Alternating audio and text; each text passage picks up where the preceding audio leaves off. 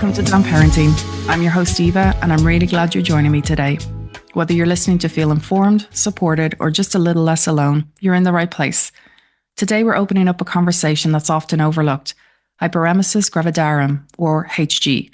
It's a severe and sometimes debilitating form of pregnancy sickness that affects around 2 to 3.6% of pregnancies here in the Netherlands, yet it's still widely misunderstood and too often dismissed.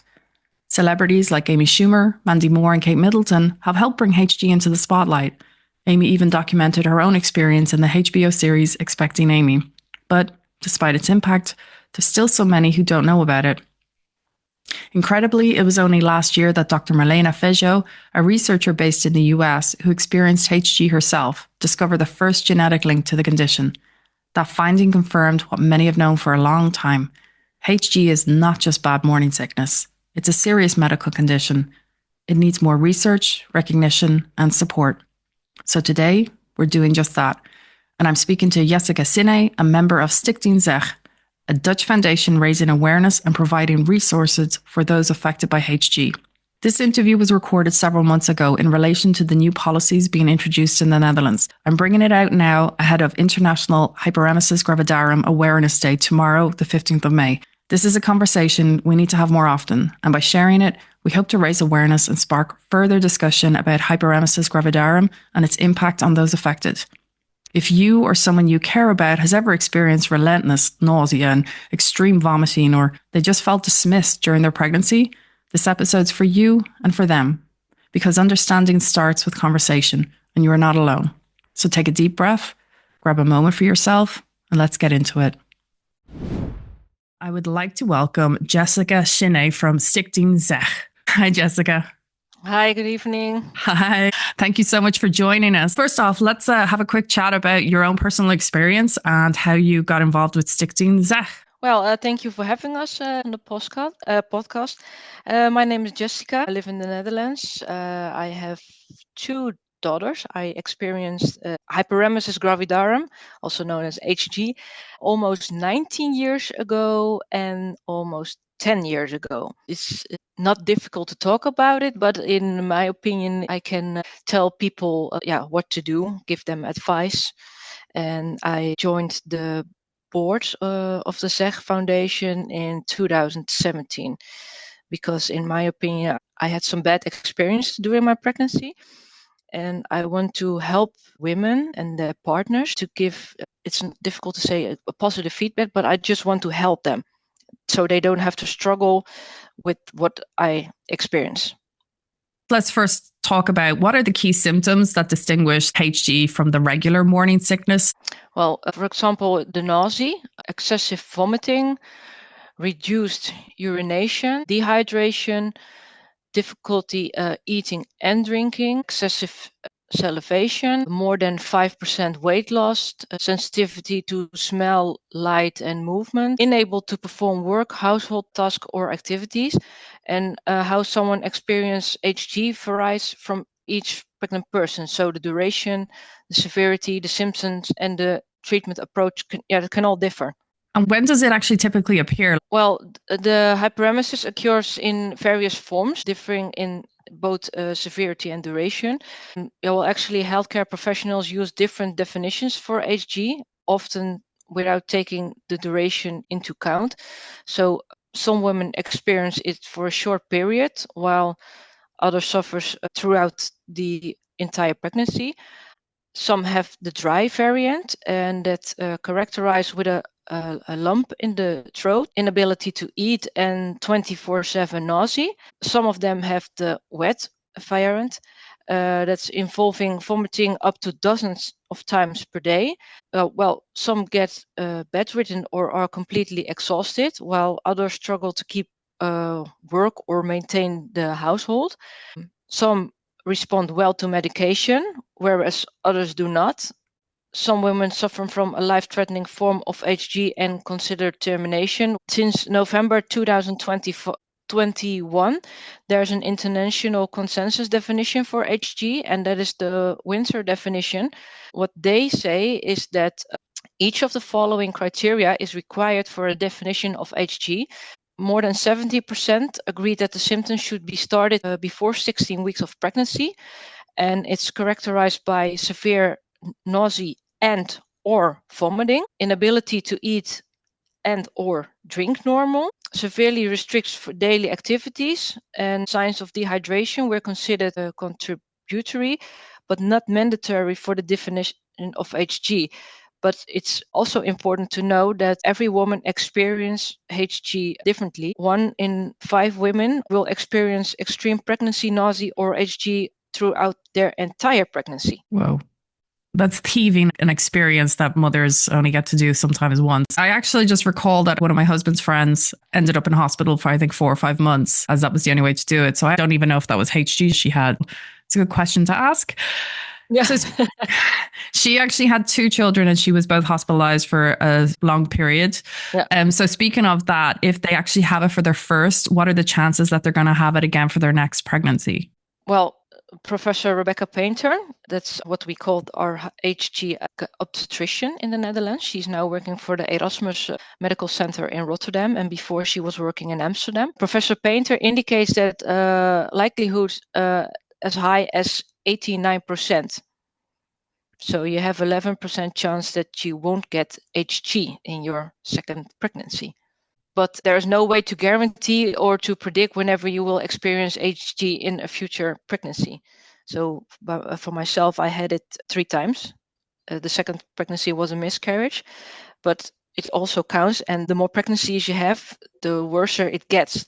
For my experience, at the last pregnancy of my daughter, which was 10 years ago, and with 5 weeks, I was already in the hospital because I was dehydrated. I lost 7 kilos in 3 days.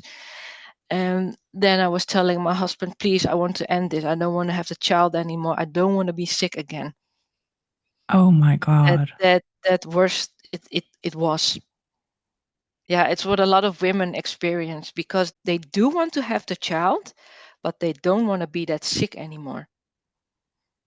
That's unbelievable. It's not well known, this kind of thing. We knew a couple of celebrities. We knew, oh, yeah, you feel very sick and you might end up in hospital. But to hear that, heartbreaking. It's definitely heartbreaking to experience that. Well, for me, after 10 years, I can speak easily about it because I had several treatments with a psychologist. So I was able to tell my story, and now I can talk about it in a positive way. But a lot of women are not able to.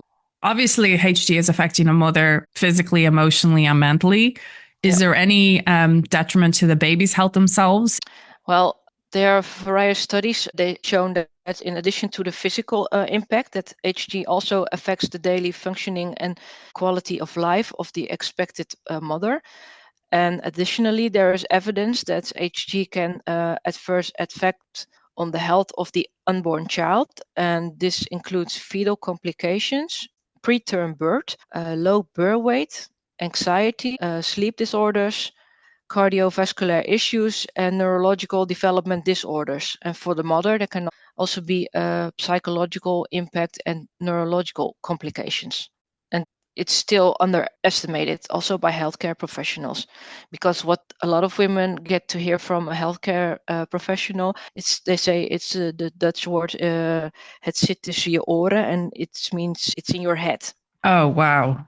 Yeah. This is the thing that I've kind of noticed with a couple of different episodes. When anything is related to a woman with the pregnancy or mental health, or, for example, into matricins, these kind of things are really only getting properly researched and getting funded for the research in the last 10 to 20 years, if that. And it seems to stem from the same kind of generations of women born in the 70s and 80s that are really pursuing this and pushing this. So they're really doing so much work now to actually get this information because it just was never cared about. And what you just said, it really reminds me of such a 1950s thing that it's like, oh, it's hysteria and just get over it. So to even hear that still goes on. Yeah, and in the past, what we understand from some women who have now reached the age of 50, 60 or 70 years, that in the past that they also said it was between the ears, and they say, oh, you don't want to have this child, or you have an eating disorder. And what they also did in the past, they used to cover the sinks and toilets in the hospital, so that would make you stop vomiting, because they said it was in your head. Oh my God. And I remember from my pregnancy 19 years ago in the hospital, I was so weak that I had to crawl over the floor in the hospital. And that the nurse who was helping me, she told me, you have to clean your own vomit bin because I would throw up. And then she said, I'm not going to clean it. You have to be strong and just defend yourself. Don't be such a sissy. I know God. that still a lot of women experience that things like that. Still to this day. Yeah, yeah. Also, not only by people working in the hospital, but also in the near surroundings. Some even by their own families or relatives, and it's all that what they say. Yeah, but I also had somebody in my surroundings which had the nausea during the pregnancy, but she was also able to work. That's what a lot of women get to hear. Really Yeah, downplaying and yeah, condescending. Wow. yeah, I'm honestly terrified when you just said that it's still happening now yeah, yeah, is just heartbreaking for anyone who might have gone through it and yeah, heartbreaking for anyone who still might be going through it or might yeah, have to go through that. yeah. What we also hear is that people saying, "I'm not believed. They don't believe me what I'm saying." That's in my last pregnancy. So 10 years ago, I was in the hospital and I was there for the third time. They had to hydrate me again. And then a midwife came to me and then she said, this afternoon you have an appointment with a psychologist of the hospital. So I said, why? Yeah, because I don't think you want to have this child. And I was just married the month before. And then she said, oh, I think your relationship is not very good. So you don't want to have this child. So I said, come on. I just went to a psychologist for the treatment for the miscarriage I had, so some sessions. And then she said, no, no, this afternoon the psychologist from the hospital will come over and then you have to talk to her. So I said, okay, but this is Hyperemesis gravidarum. I'm not making this up. I do want to have my child and my relationship, my marriage is good. So why are you keep saying this? And they said, no, no, this afternoon you have the appointment. And then the psychologist came over and I told her my story. So I said, if you want to know something, you can call my own psychologist for information. And she said, no, no, it's enough. It's okay. I believe you. The Was it a midwife or a nurse who didn't believe you? Well, not midwife, but obstetrician. Is it Oh, gynecologist? obstetrician. Yeah. Gynecologist? Yeah, obstetrician. Yeah, it was an obstetrician. Do you know if this is part of an educational system for people studying obstetrician and gynecology in the Netherlands? Well, we were together with Professor Painter. She's one of the advisory board, and she also said that the generation doctors did the education to become a gynecologist.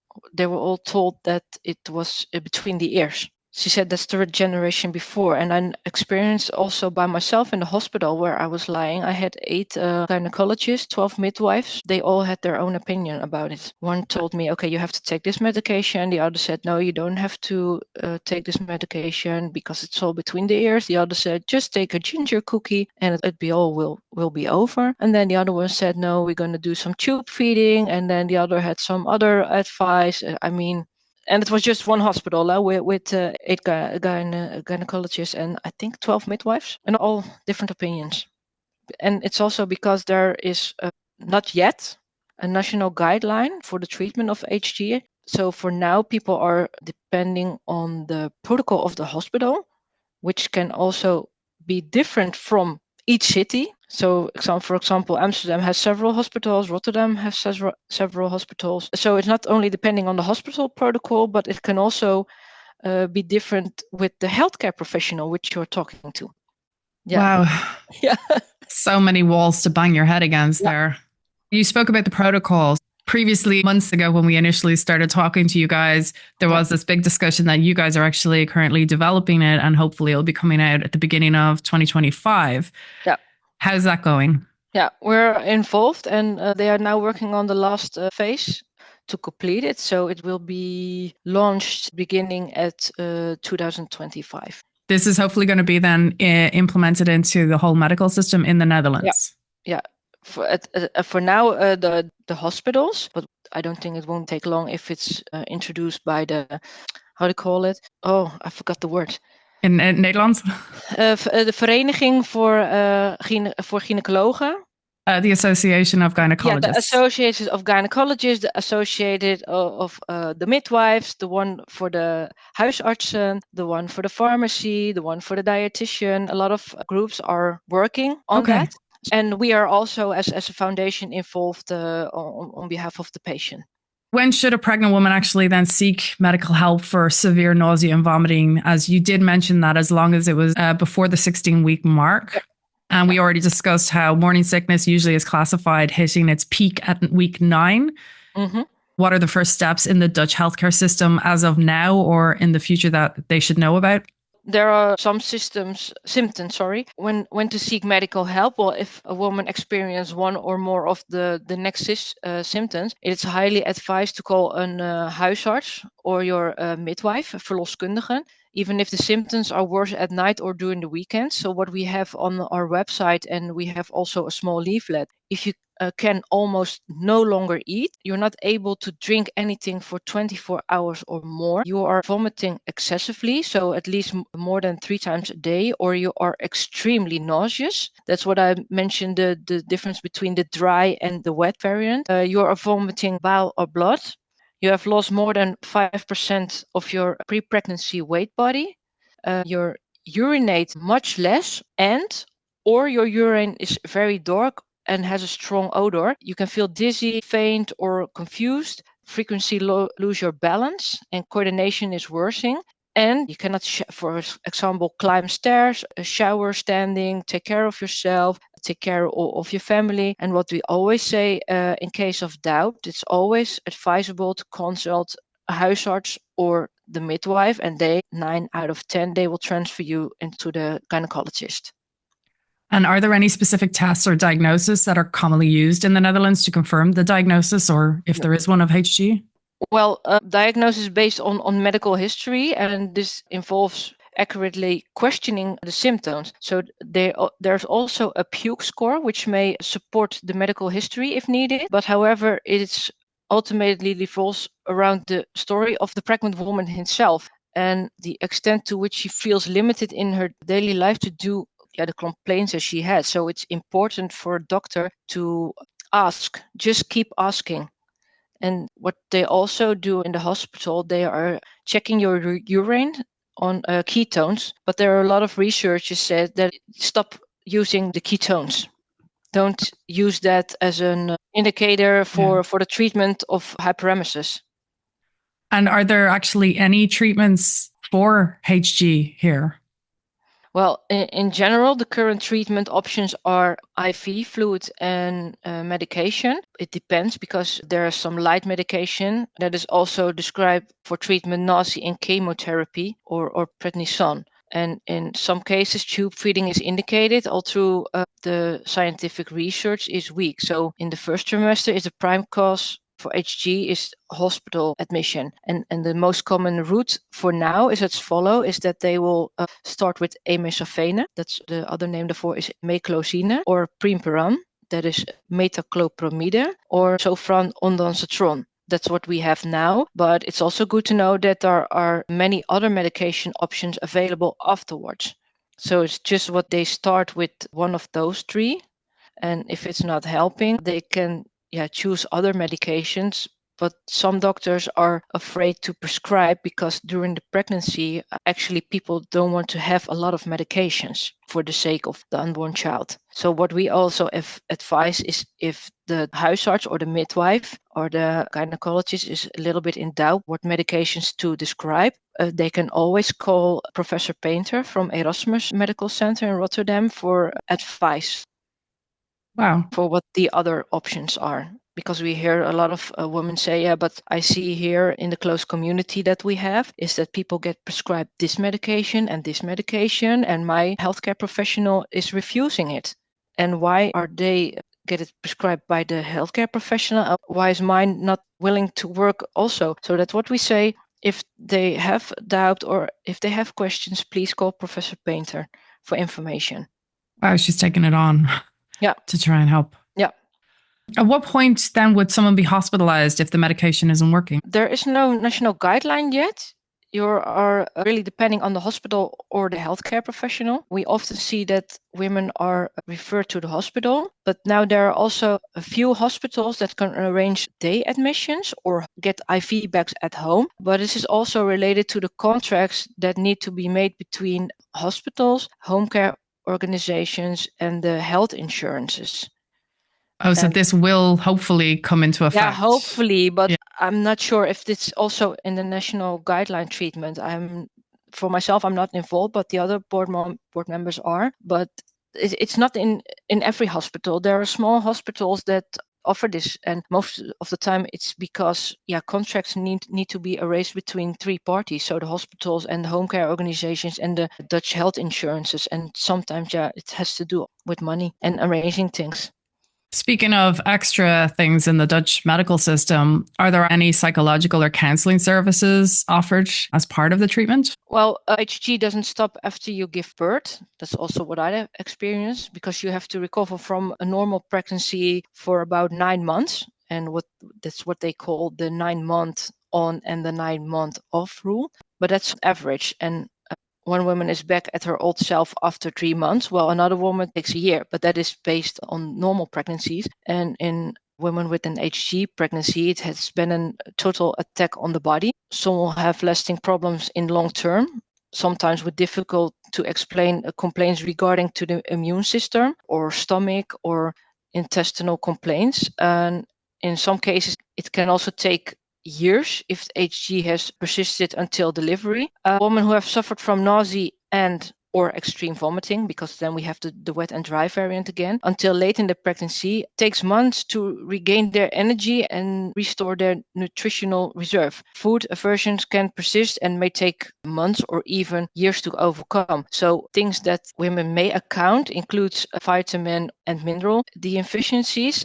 because due to a lot of vomiting and one side eating, you can have built up all kind of defects, which can manifest in many ways, but also reduced resistance and energy level. But also the vitamins and the minerals are also play a role in here. And muscle breakdown has probably also occurred due to the reduced activity, because you will in bed for a long time, you were not able to get out of bed. What women also are facing is problems with digestion and eating, because HG can really mess up your digestion.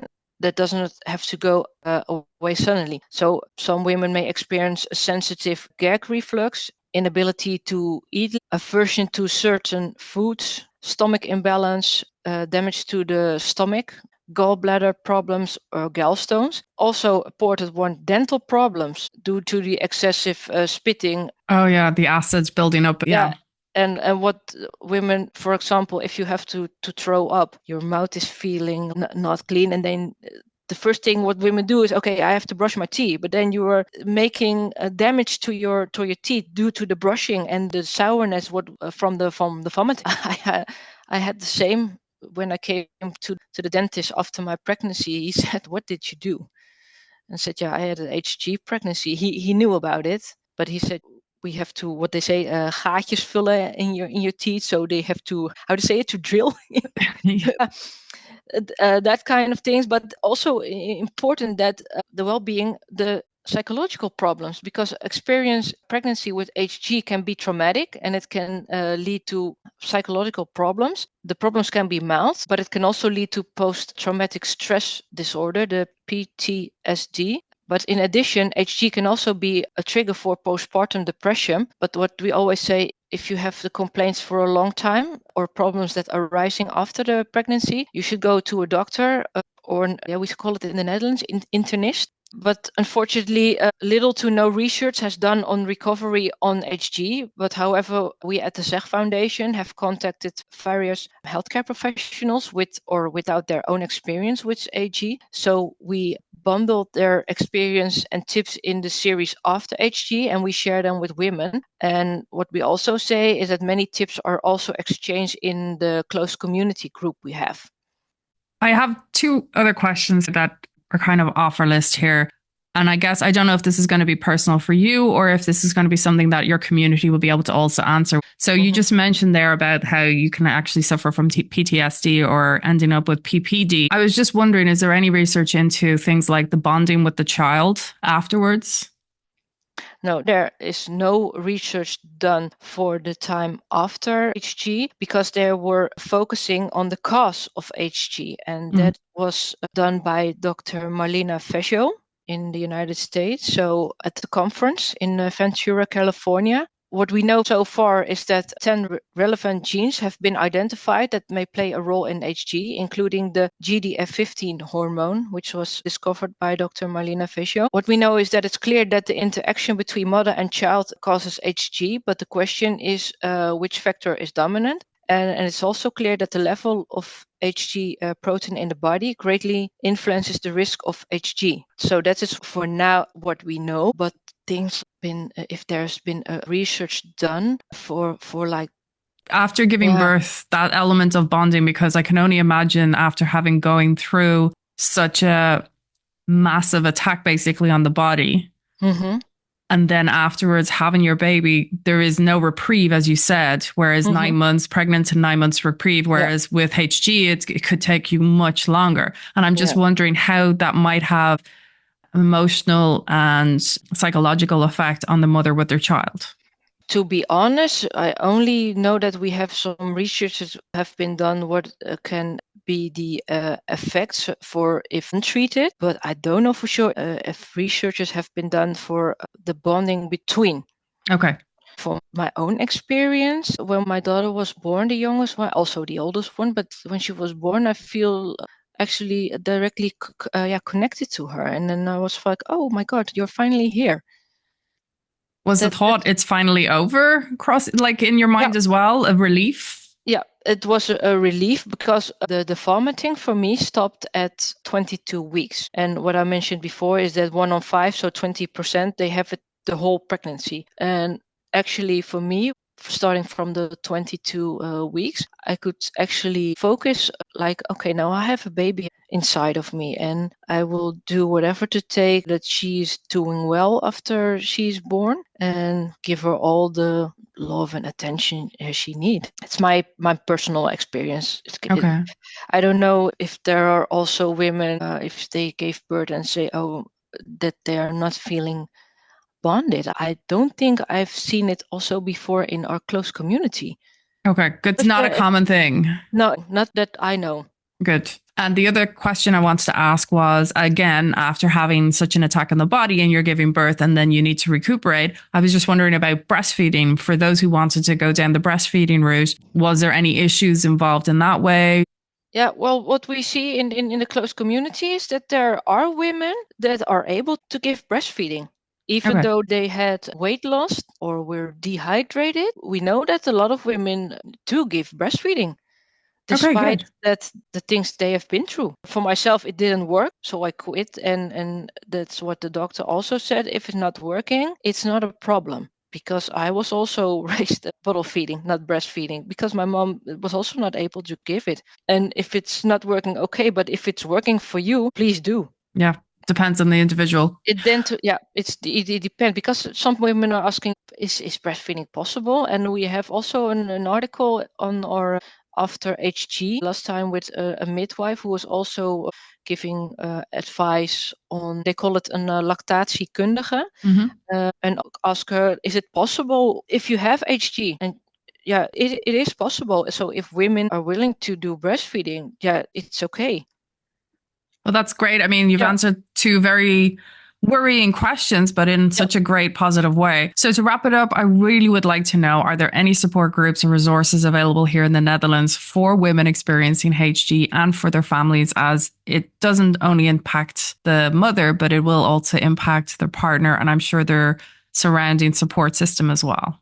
Yeah, for sure. Since we started Stichting Zegt, we have a special close community on Facebook with almost over 4,400 members from the Netherlands, but also from the Dutch-speaking part of Belgium. And we're still growing. I mean, we had Bibi Breiman. She is the girlfriend of our singer Waylon, and she experienced AG for 3 times also. And she made a video post on Instagram about her experience with HG, about her experience with healthcare professionals. She posted her story, and within a couple of days, we had more than 100 new members because they say, okay, I know that it has a name. Now I know it's HG. It's not in my head. I'm not crazy. Well, it's a Dutch-speaking group, but we also have women from abroad who live in the Netherlands, and they are also more than welcome. Besides that, we also have an HG coach network. Those HG coaches are specialized and motivated to provide practical and mental support for HG during or after HG. And they can be found on the website www.hgcoach.nl. So there will be in the Netherlands somewhere in your surroundings who can help you. And they sometimes also offer online sessions, so you don't have to travel. And what we also have is that there's a dietitian practice in Utrecht, Novita, and she has established a network of dietitians who have completed the HG training with her. And that means also that women can seek advice in several cities in the Netherlands. So for the HG coach, it's for during and after, because it's in the Netherlands nowadays it's difficult to go to a psychologist because of the waiting list we have everywhere. But the HG coaches, they followed a special training which has been created by a midwife who also give the HG training to healthcare professionals, and she created now HG coaches which can help during and after. And then we have the network of dietitians, because after giving birth, what I mentioned before, that you can have aversion to certain foods or not become yourself again, but to find yourself again also with eating, because some of them, where they have some aversion and what they used to eat before, that is not possible anymore. So they can also help you during and after the HG pregnancy. That's incredible. It's amazing how much you're actually building out of it. And on your website as well, under the title, well, in the English translation, You Are Not Alone, there are people sharing their experiences, and there's also the partner stories and life after HG. We will be sharing all these links so that everyone will be able to read a bit more about it, because as we said, it's about a conversation and it's about giving it a title and making it more aware. And thank you again for sharing your experience as well. I honestly can't imagine what anyone could be going through, because I was very blessed with an easy pregnancy compared to the majority. This has been a very specific topic for many people out there who are pregnant. Yeah, thank you for having me, and that I was able to share a bit of my story and what we are doing with the Zeg Foundation in the Netherlands. And thank you again for setting something up that I'm sure is going to be so valuable for so many families out there. Thank you. As we wrap up this episode of Damn Parenting, I want to extend my heartfelt thanks to Stichting Zeg for sharing their invaluable insights into Hyperemesis gravidarum, or HG, and the evolving support landscape here in the Netherlands. Their dedication to raising awareness and advocating for those affected by HG is truly commendable.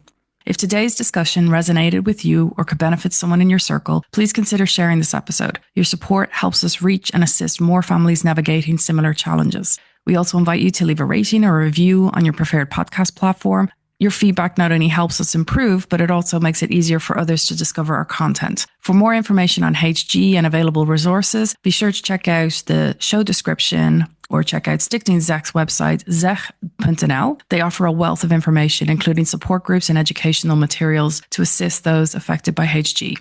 Thank you for joining me on this journey, and until next time, take care and know that you are not alone.